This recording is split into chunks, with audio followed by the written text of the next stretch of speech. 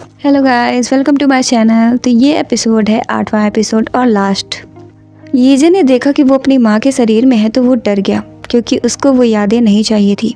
जब यीजे को वो यादें मिली तो उसे लगा था कि वो अपनी माँ को जानता है, लेकिन वो उन्हें ज़रा सा भी नहीं जानता था। उसकी माँ एक बड़े सपने देखने वाली इंसान थी, लेकिन वो औरत और पत्नी बन गई। उनकी शादी उससे हुई जिससे वो प्यार करती थी और उनका एक बेटा भी था। लेकिन ये खुशी ज़्यादा दिन नहीं चली। उसके डैड की मौत के बाद सिर्फ यीजे था जिसकी वजह से उन्होंने हार नहीं मानी थी। उसकी माँ ने काम किया। जब वो बीमार हुआ तो उनके दिल के टुकड़े हो गए क्योंकि वो उसकी जगह पर बीमार नहीं पड़ सकती थी।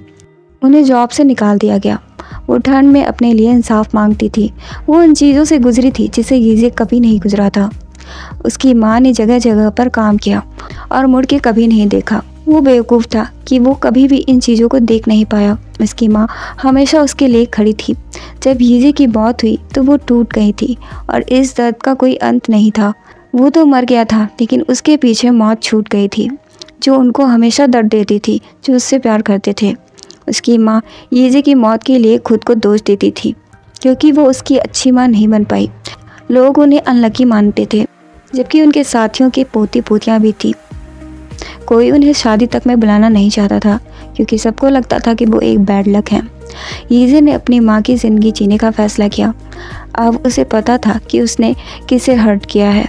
मौत शुरू से ही ये सब चाहती थी कि उसका पाप क्या है। उसे 11 बार मरना पड़ा। उसे काटा गया, जलाया गया, हर तरह की दर्दनाक मौत मिली, लेकिन वो दर्दनाक नहीं थी। सबसे दर्दनाक था किसी ऐसे इंसान को खोना जिससे वो सबसे ज़्यादा प्यार करता है। उसे समझ आया कि उसकी वजह से उसकी माँ को कितनी तकलीफ़ सहनी पड़ी। यीजे ने अपनी माँ की लाइफ जीने का फ़ैसला किया। ये सज़ा जैसा था, फिर भी उसने खुद को दिया।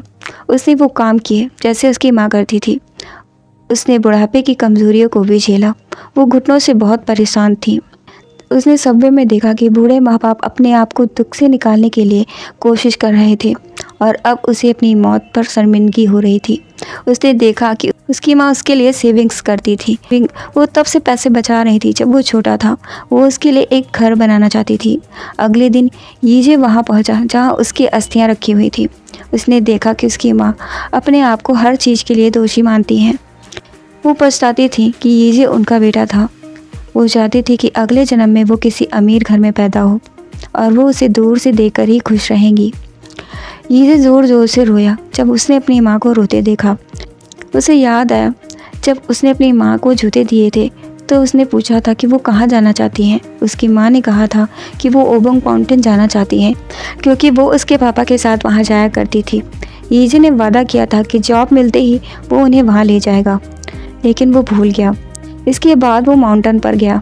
उसके घुटने जवाब दे रहे थे, फिर भी वो ऊपर चढ़ा और देखा कि वहाँ का नज़ारा कितना सुंदर था। उसने माफ़ी मांगी क्योंकि वो भूल गया। इसके बाद वो जब वापस उतरने लगा तो वो ठोकर खाकर गिर गया और वो चाहता था कि उसकी माँ मरे नहीं, और इस बार उसने हर कोशिश की और वो रास्ते पर पहुँच गया। वो हॉस्पिटल में था और अपनी माँ को ज़िंदा रहने के लिए थैंक्स बोल रहा था।